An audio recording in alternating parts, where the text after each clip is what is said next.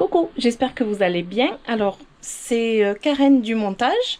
Je vous fais une petite intro avant de commencer cette vidéo parce que normalement ça serait un vlog, mais je l'ai dit sur Instagram d'ailleurs que la fatigue, mon mari est en vacances, la chaleur, enfin impossible de faire un vlog correct.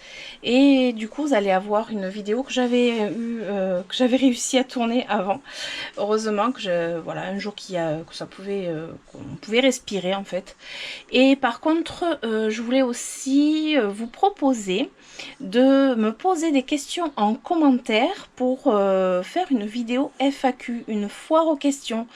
Voilà, j'ai déjà lancé le truc sur Instagram, j'ai déjà beaucoup de questions, mais si ça vous dit d'apprendre un petit peu plus à me connaître, d'ailleurs pour les nouveaux arrivants sur la chaîne, voilà, ça donne l'occasion d'un petit peu plus voilà, me connaître, etc. Et ça fera office d'une petite vidéo sympathique à la fraîche. Voilà, donc je vous invite à poser vos questions en commentaire. Je vous fais d'énormes bisous et on se retrouve pour la suite.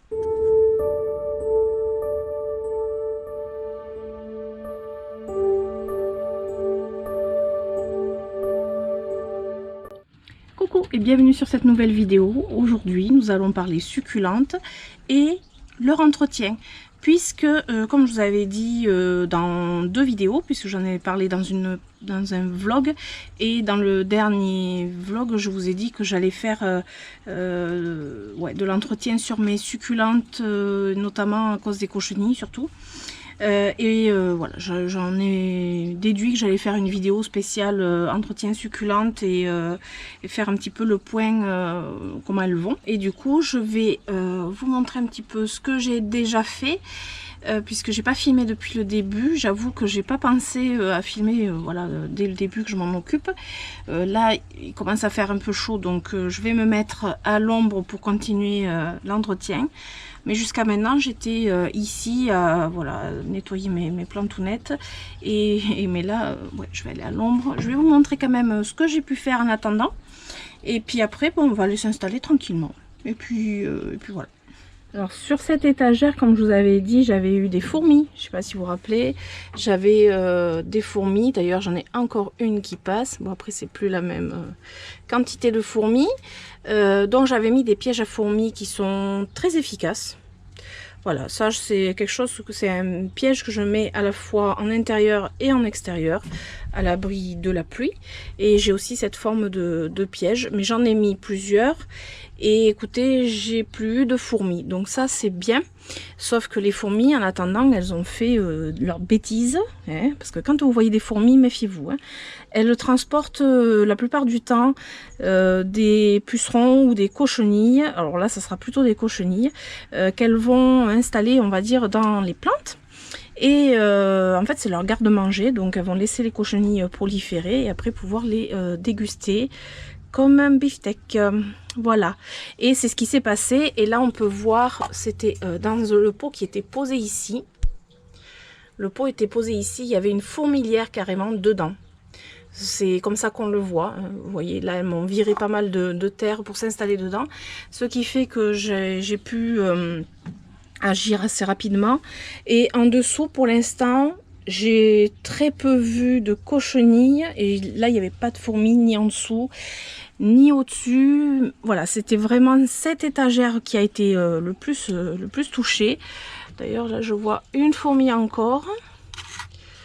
Hop, je soulève le pot, non c'est pas là que ça se passe. Bon après une ou deux fourmis c'est pas bien grave, mais quand vous commencez à voir les fourmis se balader en ligne, c'est que là ça commence à s'activer. Donc ce que j'ai fait, j'ai pris déjà dans ce groupe là, j'en avais pris 4-5 que j'ai traité, nettoyé, etc. Là j'en ai repris beaucoup plus. J'en ai pris une qui était là et j'ai commencé à nettoyer. Vous voyez celle-ci par exemple, là il faut que je le fasse. D'ailleurs il faut que je l'amène celle-là, je l'ai oublié. Celle-là et celle-là c'est celle qu'il faut que j'amène. Mais sinon j'ai nettoyé les feuilles mortes, mais je vais vous montrer directement comment je fais. Vous voyez là, et voilà, je nettoie bien comme il faut, puisque ce sont des nids à cochenilles. Quand il y a des feuilles mortes, soit séchées, soit qui pourrissent, donc là c'est pire. Donc là j'ai inspecté, j'ai nettoyé, et quand bon, je suis arrivée dans cette zone, j'ai enlevé pas mal de pots. Celles-ci, je les avais, les trois là, c'est celles que j'avais déjà, je m'en étais déjà occupée. Voilà. Ici, j'avais, alors c'était où? Ici, j'avais un pot que je vous montrerai par la suite. J'avais un pot qui avait des cochenilles, mais dans le pot. Puisqu'on pouvait retrouver, en soulevant le pot, et ça je vais vous montrer quand même, voilà, en soulevant le pot, on pouvait même retrouver des cochenilles en dessous. Autant vous dire que là, il faut agir vite. Ce que j'ai fait, c'est j'ai badigeonné d'alcool à 90 toute cette partie-là pour déjà éradiquer toutes les cochenilles éventuelles qui pouvaient se balader. Voilà, et du coup, là, cette zone, je sais que je me méfie. Ici, par exemple, j'ai celle-ci, je vois qu'il y a de la cochenille, donc il va falloir que je m'en occupe aussi. Je pense que je vais la prendre avec moi. J'aime pas trop attendre, c'est ça le problème, c'est que j'aime pas attendre. Donc c'est comme ça qu'on arrive à se débarrasser le plus rapidement possible des cochenilles. Plus on attend, plus on est infesté. Voilà, et plus on a du mal à s'en débarrasser, et plus les plantes souffrent. Et du coup, voilà, celle-ci c'est pareil. Bon, allez, elle va venir avec moi. Je sens que je vais tout déplacer en fait. Je vais essayer de pas tout faire d'un coup parce que ça fait trop de boulot. Donc là, ce qu'on va faire, c'est qu'on va se retrouver là où je m'installe pour les nettoyer. Je vais essayer de pas faire de bêtises avec celle-ci parce que sinon ça va pas le faire. Je vais pleurer si je fais tomber mes plantes. Et j'ai de la chance, pour l'instant l'inspection de ce côté donne quelque chose de positif, c'est qu'il n'y a pas de cochenille. Mais à surveiller. Voilà, à surveiller de très près. Donc voilà, inspection très régulière, etc. Mais voilà, tout se passe de l'autre côté. Donc là, on va s'en occuper maintenant.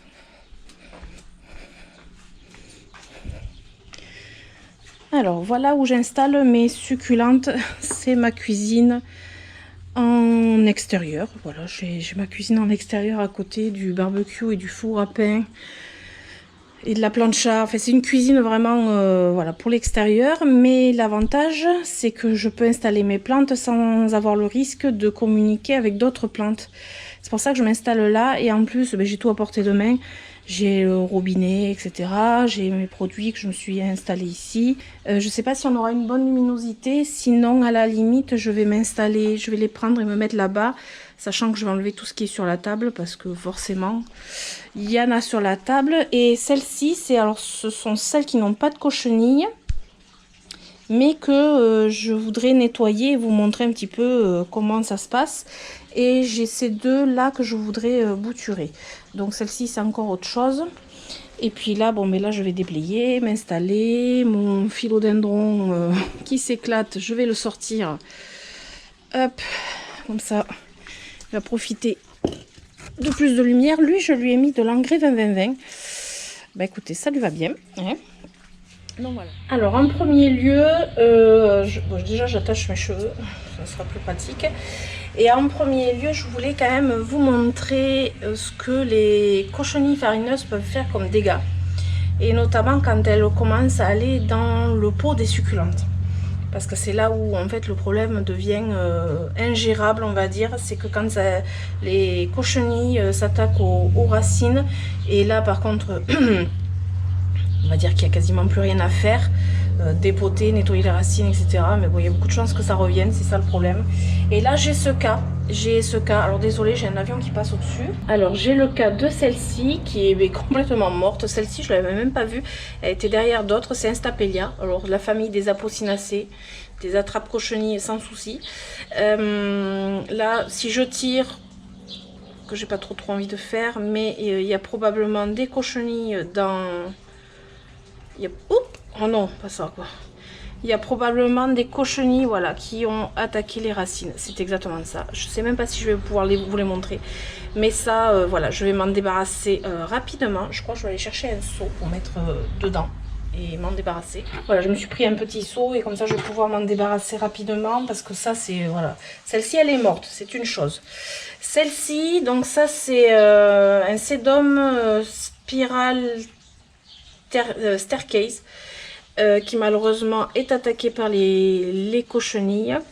Et lui, je pense qu'il a aussi de la cochenille dans les racines parce que vous voyez, moi j'arrive même à voir en dessous. Voilà, il y a de la cochenille juste là. Vous voyez, super, c'est génial. Donc celle-ci, je vous ai pas montré le pire encore. Hein. Celle-ci c'est pareil. Je trouvais qu'elle était un petit peu atrophiée. Elle n'était pas au top de sa forme. Je sais pas, elle grossissait pas ni rien. C'est ce qui peut vous mettre la puce à l'oreille aussi. Des plantes qui sont un peu atrophiées, qui n'ont pas l'allure qu'elles devraient avoir et qui voilà, ne sont pas au top. Elle était posée à côté des pots où il y a de la cochenille dans les racines et je suppose qu'elle a de la cochenille dans les racines. Je suppose. Peut-être que je suppose mal, hein, mais bon. Dans le doute, je dépote. Et je pense qu'elle va changer de substrat. Voilà. Parce que, bon là j'en vois pas des cochenilles, mais voilà. De toute façon elle n'était pas bien. Donc ce que je vais faire c'est la dépoter, la traiter quand même au cas où, la nettoyer, etc. Voilà. Non, apparemment elle n'a pas de cochenille. Donc celle-ci je vais la mettre à part, mais elle n'a pas non plus un système racinaire de fou. Ouais. Donc ouais, je vais la mettre à part. Complètement à part. Bon là vous voyez je peux la laisser comme ça sans souci. Je vais enlever tout ce qui est feuilles mortes, etc. Je vais la laisser comme ça à l'air. Je pense que je vais la traiter et je la remettrai dans un substrat propre. Bon, celle-ci ça va alors. On a de la chance. Par contre c'est celle-ci. C'est aussi un Stapelia qui est bourré de cochenilles à l'extérieur. Donc là j'essaye de vous le montrer. Il est plein de cochenilles, vous voyez, là il est plein de cochenilles. Mais je dirais que là en fait il a de la cochenille même en dessous. Vous voyez, il a de la cochenille, je pense que lui il a de la cochenille dans le pot. Je ne vais même pas le dépoter pour l'instant, voilà, je n'ai pas envie de m'éparpiller la cochenille non plus. Ça je le ferai après, voilà, parce qu'après il faut bien désinfecter, se laver les mains, etc. Mais lui, voilà, il a de la cochenille, voilà. C'est un Stapelia, la famille des Apocynaceae, comme d'ailleurs les Hoya sont de la famille des Apocynaceae et attirent aussi les cochenilles, notamment les cochenilles farineuses. Donc ça c'est, voilà, je voulais vous montrer un peu les dégâts que la cochenille peut faire. Bon, je vais me laver les mains tant qu'à faire. Parce que ça fait des dégâts, même si on croit que bon, la cochenille ne fait pas trop de dégâts. C'est-à-dire que quand on prend à temps, qu'on arrive à les enlever parce qu'elles sont en surface, etc. Oui, ça va pas faire trop de dégâts, mais par contre, quand ça commence à s'éparpiller, à envahir toute une collection et aller dans les racines, etc., là, c'est une autre histoire. Donc là, on va aller entretenir les autres succulentes. Alors voilà, on sera bien mieux installé, ou du moins, je serai bien mieux installée ici pour m'occuper de mes succulentes posées, parce que j'ai toujours mal au dos, et à l'ombre, parce qu'il fait très chaud. Il est quand même... ouais, il est presque midi de toute façon. Mais là, aujourd'hui, c'est... je dirais qu'il fait un peu moins chaud que les autres jours, parce qu'à 11 h, il faisait 24 degrés. D'habitude, il fait plus de 30 déjà. Et là, 24 degrés, donc j'étais agréablement surprise. Je dis, wouhou, on va pouvoir rester un peu plus dehors. Alors, je vais vous montrer déjà ce que j'utilise pour entretenir mes succulentes. Il me manque un truc, un détail.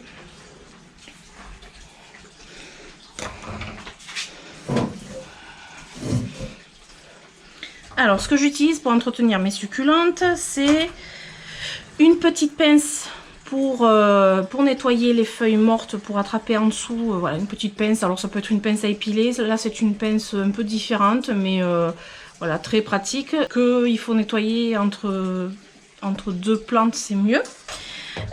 J'utilise mon petit, c'est pas un petit sécateur, c'est un petit ciseau vraiment, on va dire de précision, qui est vraiment très pratique. C'est la marque Fiskars.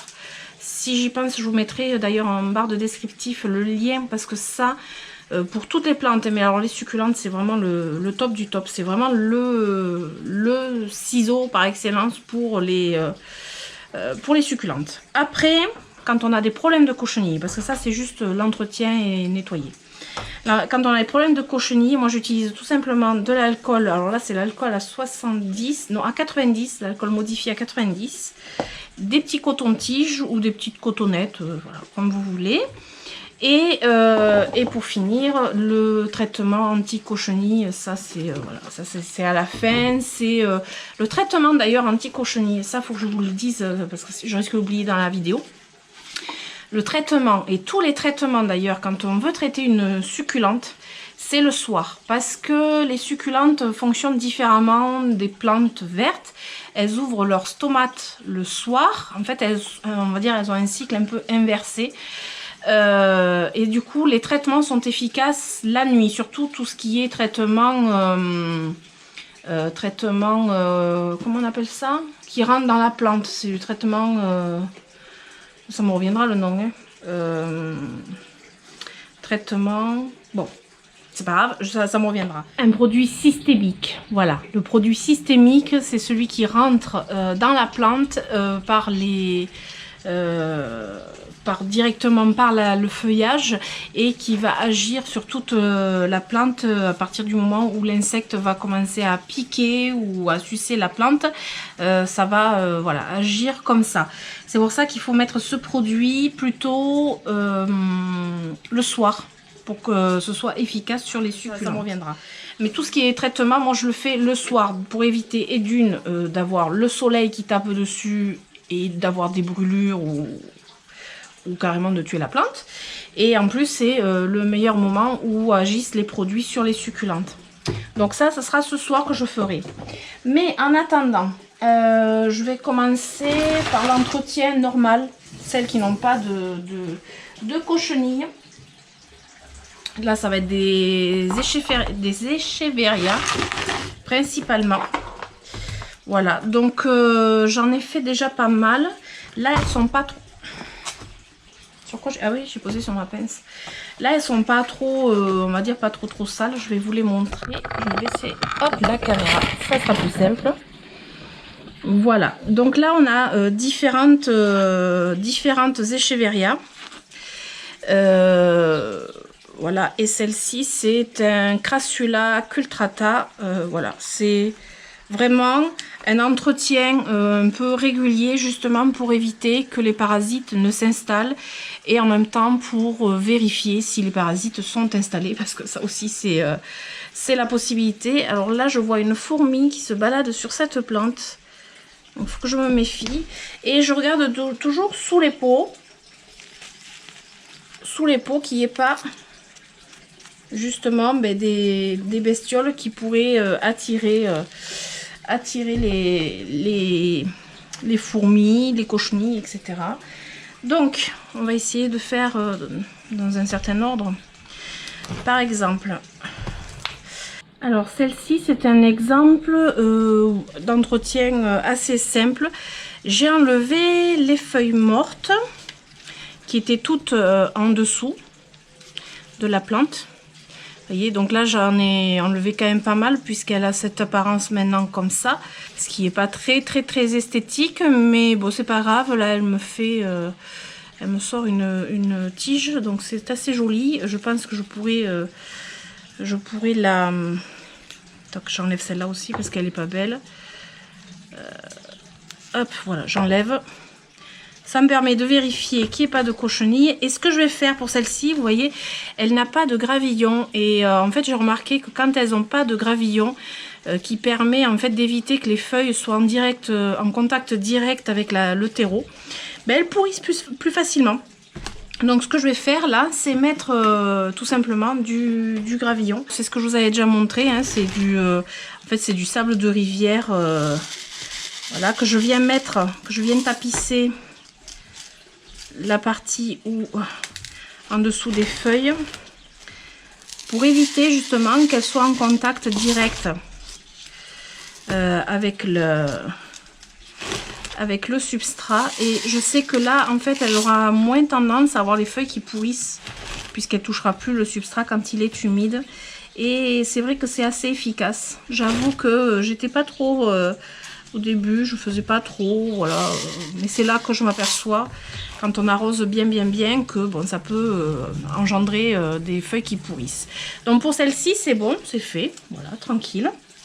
Il faut que j'arrive à poser ailleurs. Voilà. Ensuite, celle-ci, alors elle a des gravillons qui sont partis d'un côté. Et celle-ci, je crois que c'était celle qui avait la fourmilière. Donc celle-ci, je vais me la mettre de côté. Alors on ne dirait pas, mais elle avait la fourmilière dedans. Mais a priori, il n'y a plus de fourmilière. Sauf que le problème des fourmis, c'est que ça pond des œufs. Ça pond des œufs. Et que je vais me retrouver dans le substrat des œufs de fourmis, très certainement. Donc là, il va falloir que je me méfie. Ouais, je vais virer le substrat carrément. Bon, ça, je vais le faire après, celle-ci. Ça va être un petit peu plus long, l'histoire. Donc là, voilà, quand il y a eu des fourmis, il faut s'en méfier. À voir après. Alors ensuite, celle-ci. Celle-ci, la Crassulac Ultrata, je vais vérifier, voilà, je vais essayer d'enlever s'il y a des petites feuilles sèches, des petites feuilles alors pourries, c'est ce qui est le plus embêtant. Et j'y vais avec la pince pour attraper plus facilement, ça évite d'abîmer la plante. Et comme vous pouvez voir, elle a sorti des petites racines aériennes. Voilà, elle a sorti des petites racines aériennes, alors ça c'est pas grave. C'est pas grave, surtout quand c'est pas en grosse quantité. C'est quand c'est en grosse quantité que là, faut se poser des questions. Quand les succulentes sortent des racines aériennes en très grosse quantité, c'est que bien souvent le pied a un petit peu de mal pour alimenter toute la plante. Et ou des fois le pied peut même avoir un souci directement. Les racines aériennes cherchent à s'implanter dans le substrat pour compléter un peu voilà, ses besoins. Donc là c'est juste normal, elles sortent des petites racines aériennes, voilà, il n'y a rien de plus normal pour une succulente quand c'est en petite quantité comme ça. Voilà, j'enlève les petites feuilles, alors c'est tout délicat, donc c'est pour ça que c'est bien d'être installé tranquillement. Voilà. Alors faut pas avoir peur, des fois on fait tomber une feuille saine, ben profitez-en pour la bouturer. Voilà, vous la posez soit directement sur le substrat, soit vous la mettez dans un pot avec de la tourbe de coco pure et toujours imbibée d'eau, et ça marche très très bien. Donc celle-ci, elle n'avait pas grand chose à nettoyer, donc ça c'est très bien. Je vais me la poser là. Ensuite, celle-ci qui est grosse. Alors celle-ci elle est grosse. Alors vous inquiétez pas, tous les points blancs qu'il y a dessus, ce sont pas des cochenilles, c'est quand on a nettoyé, enfin quand on a mis la peinture à la chaux sur la toiture, comme je vous avais montré dans une vidéo, sur la toiture donc de l'abri des succulentes. Il y a eu quelques éclaboussures de peinture à la chaux, mais comme vous pouvez voir, ça s'enlève très facilement. Donc ça, c'est pas un souci. Donc celle-ci n'a pas de... J'ai vérifié, elle n'a pas de cochenille. Donc ça, c'est bien. Mais par contre, je sais pas si vous allez voir, elle a des feuilles, voilà, des feuilles séchées, mortes, qu'il faut absolument enlever pour éviter que ce soit un nid à saloperie. Donc là, ce que je vais faire, alors j'ai pris une grosse plante pour vous montrer quand même mieux. Donc celle-ci, c'est l'Echeveria mexicana. Je vais attraper juste, voilà, vous voyez, ça vient tout seul, les feuilles séchées. Voilà, vous bougez un petit peu de droite à gauche et ça vient tout seul. Voilà, il y en a juste quelques-unes parce que je le fais quand même assez régulièrement. Voilà, hop. Et ça, vous enlevez. Et je vois qu'il n'a pas de... qu'elle n'a pas de gravillon, donc je vais lui mettre du gravillon tout simplement pour éviter que ça ne pourrisse, encore que celle-ci elle est un peu surélevée, elle a un tronc un tout petit peu haut, voilà, vous voyez, elle a un tronc un tout petit peu plus haut. Je ne sais pas si vous allez voir, je pense pas que vous allez voir, mais je vais lui mettre du gravillon parce qu'en plus ce qu'il y a de bien avec le gravillon, c'est que ça évite l'évaporation avec cette chaleur qu'on a actuellement. Parce que mine de rien, les succulentes ont soif et boivent beaucoup en ce moment. ce qui est normal. Ce qui est normal parce que des succulentes, l'été ça boit. Contrairement aux idées reçues où on pense que les succulentes ne boivent pas. Mais bien au contraire, je dirais qu'elles boivent même beaucoup. Elles ont besoin d'être hydratées. C'est là qu'on va vraiment les arroser. Puisqu'en hiver, on ne les arrosera pas. Si du moins elles sont en extérieur ou dans une serre froide. Quand il fait froid, il ne faut surtout pas les arroser pour éviter le pourrissement. Donc c'est là en fait où elles vont faire un peu leur réserve d'eau et surtout qu'elles vont grandir. Donc elles ont besoin de cette eau pour grandir tout simplement. Donc il ne faut pas hésiter à arroser vos succulentes, surtout si elles sont en extérieur, c'est très important. Elles en ont vraiment besoin. Parce que sinon, elles vont se flétrir, perdre l'eau qu'elles ont emmagasinée dans leur feuillage. Et le problème, c'est que des fois, pour rattraper, c'est un peu compliqué. Et c'est souvent aussi, quand elles sont affaiblies, qu'elles sont sujettes aux maladies et qu'elles vont dépérir plus facilement avec les cochenilles, etc. Donc, voilà, on va éviter de trop les laisser se déshydrater, les succulentes. Ça, c'est vraiment important. Ensuite, j'en ai une autre comme ça, qui est très jolie, c'est l'Echeveria nodulosa. Alors, elle, c'est pareil. Je vais venir enlever avec ma petite pince, vous voyez, parce que là, c'est des plus petites feuilles. Tout ce qui vous paraît mort, sec, des fois pourri. Voilà, comme je vous dis, bon, les feuilles sèches, c'est une chose. Mais les feuilles pourries, c'est voilà, c'est à éviter. Parce que ça peut abîmer vraiment votre plante. Donc elle est saine. Elle n'a pas de cochenille. Elle a le gravillon. Elle a le nom. Et tout ça, c'est parfait. D'ailleurs, il faut que je remette l'étiquette là. Alors, pourquoi c'est important de faire le nettoyage des feuilles en dessous? En fait, moi, c'est pas compliqué. C'est comme les plantes vertes, quand vous avez des feuilles jaunes, des feuilles pourries, sèches, il faut les enlever. Ça évite d'avoir tous les nuisibles qui peuvent déjà s'y cacher, proliférer. Ça appelle les nuisibles parce que ça se dit, tiens, il y a des feuilles pas bien, donc on va peut-être y aller. Il y a peut-être une plante un peu faiblarde. Et du coup, c'est vrai que les nettoyer, c'est important, pas qu'au niveau esthétique. C'est vraiment pour éviter d'avoir des soucis de maladie. Voilà, c'est plus qu'esthétique. C'est vraiment vital pour la plante. Alors je vais vous en montrer une autre. Alors celle-ci elle est rigolote parce que j'avais laissé tomber les feuilles dans le pot. Et ça commence à me faire des petits bébés. Donc je vais vous montrer ça en rebaissant la caméra. Ça sera quand même mieux. Donc voilà, là c'est le Graptoveria titubans. Alors lui, bon, il y a du nettoyage. Il y a du nettoyage, vous voyez les petites feuilles ici, voilà, c'est facile à attraper. Alors lui, je lui avais déjà fait quelque chose, je vais vous montrer, qui a marché apparemment. Donc voilà, j'enlève tout ce qui est susceptible d'apporter des... Ah non, pas celle-là. Ça, c'est une feuille. Ah non, il ne faut pas que j'enlève. Enfin, je vais enlever la partie qui est plus bonne. Mais c'est une feuille qui a donné naissance à un petit bébé. Vous voyez? Donc là, si je peux séparer la feuille du bébé, ça serait bien, mais c'est pas gagné. Peut-être pas encore prête. Donc là, je vais laisser. Je vais laisser, tant pis. Donc là, j'enlève toutes les feuilles qui ne sont pas saines. Tout ce qui peut être, voilà, ne pas être sain dans le pot. Alors, j'ai dû interrompre ma vidéo, enfin du moins filmer, pour deux raisons. La première, c'est que j'étais envahie de fourmis. J'ai dû sortir complètement la potée où je supposais qu'il y avait une fourmilière ou qu'il y a eu une fourmilière dedans. Écoutez, je me suis retrouvée au bout d'un moment avec plein de fourmis. Donc effectivement, il y avait bien une fourmilière. Je l'ai dépotée entièrement. Normalement, c'est bon. Je l'ai dépotée complètement. J'ai secoué. Là, en fait, j'ai fait la chasse aux fourmis. C'était une. Voilà, j'ai fait la chasse aux fourmis. Je déteste les fourmis et cette année, c'est une année à fourmis. Je sais pas chez vous, mais alors chez moi, même en intérieur, j'ai des fourmis qui rentrent facilement. Des toutes petites fourmis en plus et elles piquent. Enfin, elles mordent parce que les fourmis, ça mord. Et voilà, j'en vois une encore. Je vais stresser avec les fourmis.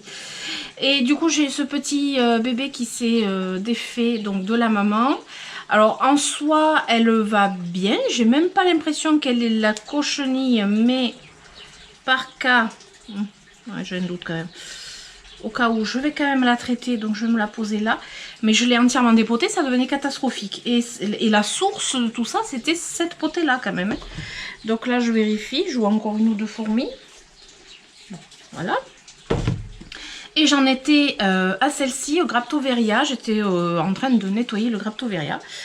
Donc je vais reprendre le nettoyage. Et j'étais en train de dire quoi? Je sais plus. J'étais en train de dire que il me semble que oui, il y avait des feuilles qui étaient tombées dans le pot. Bon, je sais pas si c'était exactement ça que je disais, mais c'est ce que je voulais dire. Et les feuilles qui tombent dans le pot, si vous pouvez les laisser, ce qui est plutôt pas mal. Parce que comme vous pouvez voir, ben, ça pousse et ça donne des bébés. Et du coup, directement dans le pot, c'est l'avantage, c'est qu'elles vont raciner dans le pot d'origine. Donc ça. Et du coup, je pense que je vais pas mettre de... Encore une feuille morte. Là, un bon nettoyage. C'est quand même très très important. Là, je vais pas mettre de gravillon vu que les bébés sont en train de raciner. Je vais même pas les bouger. Et celle-ci, je l'avais décapité. Là vous pouvez voir, j'avais décapité et il y a eu un bébé qui est sorti là. Il y a même eu un bébé qui est sorti ici. Et le bout qui est décapité, en fait je l'ai mis en pot, il va très bien. Il est sur l'étagère ou dans la serre, je sais plus. Je crois qu'il est dans la serre encore. Non, dans l'étagère, je sais plus. Voilà. Donc ça, c'est l'avantage des succulentes, c'est que ben, on peut faire plein de choses, c'est assez rigolo et je trouve ça plutôt sympathique, plutôt marrant à s'occuper. Alors j'en ai d'autres à m'occuper, toujours des Echeveria, c'est toujours le même principe, c'est d'enlever les feuilles, voilà, c'est toujours ça. C'est pas désagréable à faire, hein, franchement, il faut juste se poser tranquillement et voilà, prendre son temps. Je trouve que l'entretien des succulentes, c'est pas trop compliqué. C'est pas ouais, c'est après au niveau des rempotages, bon, ça donne du boulot vraiment, mais là voilà, l'entretien c'est juste sortir les feuilles mortes, vérifier pour la cochenille quand il y en a. Jusqu'à maintenant j'en ai pas eu, bon, mais de toute façon une année sans cochenille c'est presque impossible. Ah oui, il y a ça aussi à sortir. Vous voyez, là où il y avait... Ça, c'est les tiges florales quand elles ont... Moi, je les coupe d'abord. Je les coupe en fin de floraison. Et quand elles vont pas donner de bébé sur la tige. Et après, j'enlève, quand elle a séché, j'enlève de la plante. Et ce qui évite de tirer comme un malade. Hop. Vous voyez, quand c'est inaccessible, c'est quand même bien pratique, ces petites pinces. Voilà, pour éviter d'abîmer la plante. Voilà, je vous baisse parce que sinon je peux pas faire avec une main, c'est pas possible, vous voyez. Hop, là. Donc, je vérifie. C'est vraiment, voilà, c'est un jeu d'enfant. C'est un jeu d'enfant. Et j'avoue que c'est une des parties que j'aime bien faire, le nettoyage de mes succulentes. C'est quelque chose que j'aime bien réaliser. Voilà. Donc là, je vais remettre un peu de gravillon. C'est ce que je voulais faire aussi. Sauf que je sais plus où j'ai mis mon... Ah si. Parce que je vois qu'il n'y en a pas assez en dessous. Donc j'en remets un petit peu. Voilà. Vous voyez, c'est vraiment simple. Et l'avantage, c'est qu'au moment où il faudra les rentrer... dans la serre, parce que moi je les rentre dans la serre, mais au moment où voilà, on va les mettre à hiverner en fait, bah, il y aura un peu moins de travail à faire quand on le fait régulièrement. C'est ça aussi qui est bien, quoi, c'est de faire régulièrement. Il y a encore quelques gouttes d'eau parce que j'avais arrosé à grande eau hier soir. Voilà, donc celle-ci c'est bon aussi. Ensuite je vais en faire une par contre qui là a de la cochenille, mais ça se voit bien. Et ça va me permettre de vous montrer comment je fais. Parce que là, ouais, je sais qu'elle a de la cochenille. pas non plus rempli de cochenilles, mais bon, assez pour me casser les pieds et assez pour menacer quand même à la longue la plante. Donc je prends mes petits cotons-tiges. Alors ça c'est des vieux petits cotons-tiges, voilà, des trucs pas chers. Et je prends mon alcool. Voilà, j'imbibe bien mon coton. Et je vais venir faire la chasse à la cochenille. Alors, est-ce que je... Voilà. Ben, par exemple, j'en ai juste en haut de la plante. Et je vais venir passer le petit coton-tige. L'avantage, c'est que ça peut passer vraiment partout dans tous les recoins. Alors là, elle n'en a pas non plus énormément. Le peu qu'il y a, ben, j'enlève. J'enlève et je sais que celle-ci, elle ira... ben, elle sera traitée. Donc je vais certainement la garder.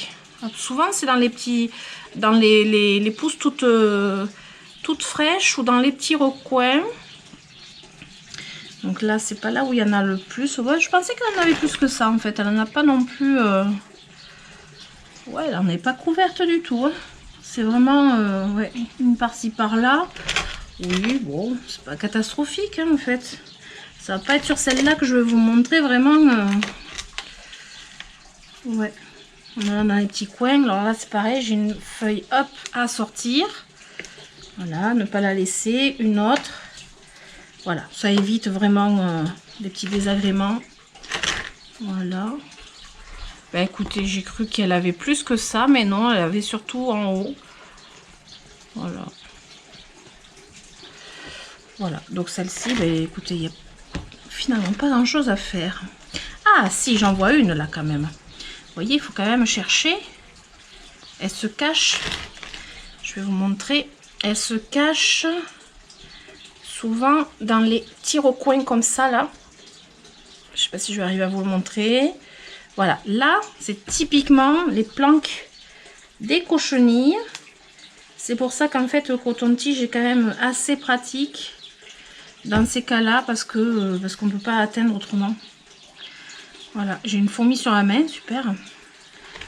Voilà, donc ce que je vais faire, celle-ci, elle ira, ouais, elle ira au traitement, mais dans l'ensemble, elle va bien. Voilà, donc ça, c'est bon, c'est ok pour moi. Et là, là, je peux vous dire que les températures, elles ont augmenté depuis ma petite pause, là. Alors, celle-ci, qui est toute petite, c'est pareil. Donc là, c'est...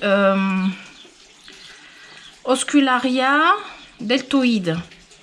Alors là, vous allez voir, c'est des toutes petites feuilles, vraiment minuscules. Alors voilà pourquoi la pince à épiler est très bien pour attraper ces minuscules feuilles. Bon là, je fais pas dans le bon sens, hein, mais voilà, ça c'est l'objet incontournable. Et ce que j'ai oublié, c'est le pinceau aussi. C'est pas mal le pinceau. Le pinceau est pas mal pour des fois enlever des petites saletés sur les feuilles. Voilà. Donc ça, celle-là, elle n'a pas grand-chose. Et je voulais voir si elle avait de la cochenille. Et non, elle n'a pas de cochenille. Donc celle-ci. Et voilà, ma petite plantounette est toute propre. Bon, elle n'était pas hyper, voilà, elle n'était pas non plus hyper sale. Alors, ah ouais, j'ai celle-ci. Alors celle-ci, elle est casse-pied. Parce que celle-ci, elle attrape facilement des cochenilles. Et c'est pas toujours évident de s'en débarrasser parce que c'est vraiment tout petit. Je sais qu'elle en a, mais c'est toujours un peu... comment je pourrais vous montrer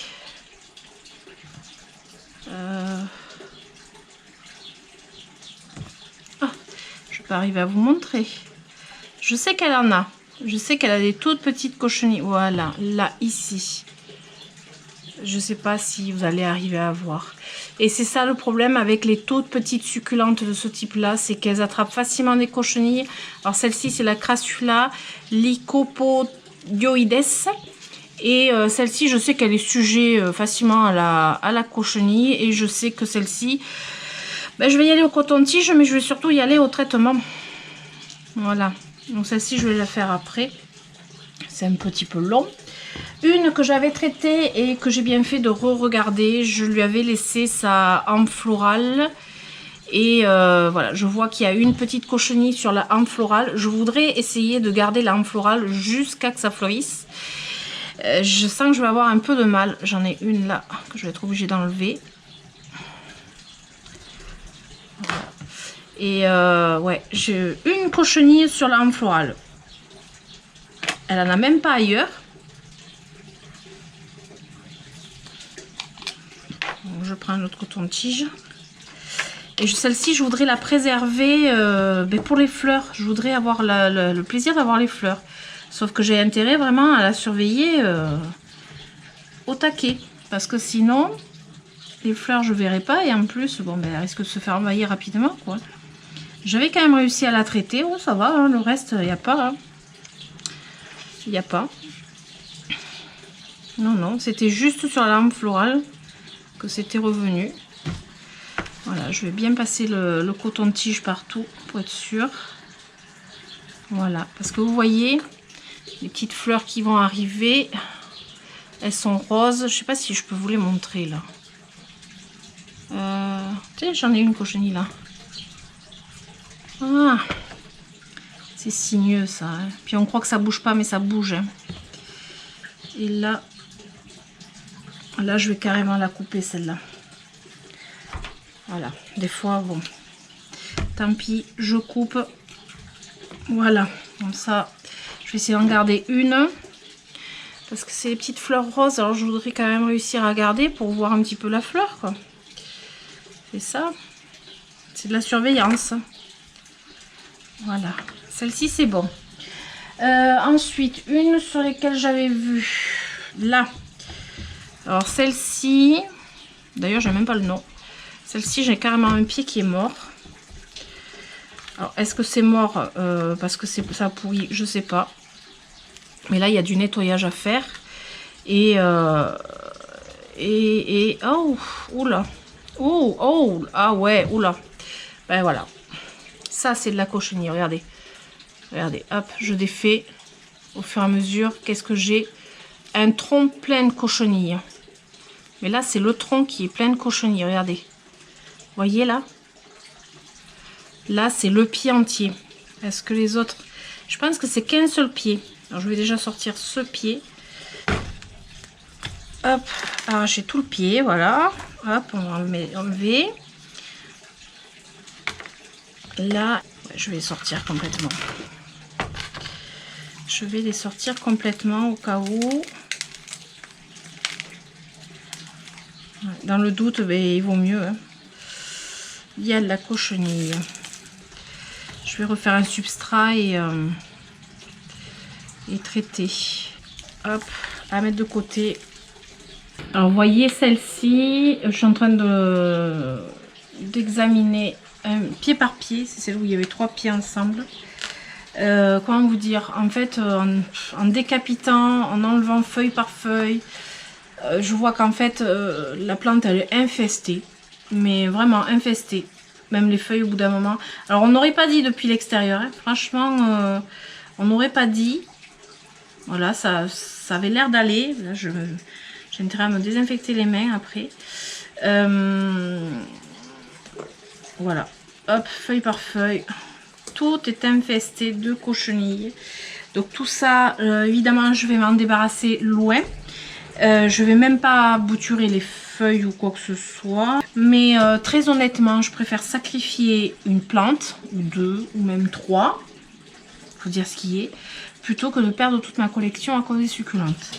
Surtout que je voudrais essayer d'éradiquer les cochenilles avant l'automne. C'est-à-dire surtout avant qu'elles rentrent dans la serre. Parce que si je fais rentrer le loup dans la bergerie, c'est-à-dire les cochenilles dans la serre, c'est là que j'aurai du mal à m'en débarrasser. Et c'est là que ça va se compliquer. C'est là que je risque de perdre toute ma collection. Donc je vais me débarrasser, voilà. Je vais me débarrasser des plantes qui sont trop à risque, trop infestées, trop, voilà, ouais. Non, je vais pas prendre de risque sur mes plantes. Je vais même pas récupérer les feuilles. Je sais, c'est dur, mais c'est comme ça. Il vaut mieux prendre les devants plutôt que de pleurer après. Alors évidemment, tout ça, je vais pas le mettre au compost. Je vais pas me mettre de la cochenille dans le composteur. Non, non, ça va vraiment partir en déchets. Voilà, surtout pas dans le composteur, hein, parce que moi, en principe, quand je